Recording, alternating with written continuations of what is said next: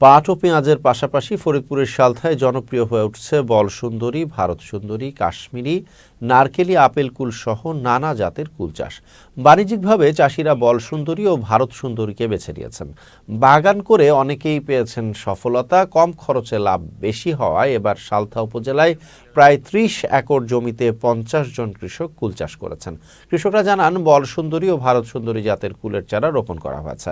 রোপণের ৮ মাসের মাথায় সব গাছে ভালো ফলন এসেছে। ডিসেম্বরের শেষের দিক থেকে বিক্রি শুরু হয়েছে। উপজেলার অতিরিক্ত কৃষি অফিসার সুদীপ বিশ্বাস বলেন, কুল চাষে লাভ বেশি হওয়ায় এবছর সালথায় কুল চাষ বেড়েছে।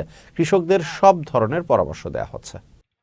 খরচ হয়তো ৩০,০০০ ৪০,০০০ হইল, আর বিক্রি ধরেন ১,০০,০০০ টাকার উপরে নামবি। আমাদের যারা চারা আছে ধরেন ১২৯টা, ৭-৮ বাই ৭-৮। তা মনে করেন যে আমি এটা দেখে আইছি, দেখার পর আমি এতে উদ্যোগ নিয়েছি। তা আশা করি আমি লাভবান হব। আল্লাহর রহমতে বড়ই চাষে খুবই মানুষ সফল হয়ে গেছে। এই জন্য আমরা নতুন চাষ করে আমরাও সফল হয়ে গেছি। কৃষি অফিসারের সাথে বুদ্ধি পরামর্শ নিয়ে তাদের সাজেশন মতো আমি এই ক্ষেতটা করছি।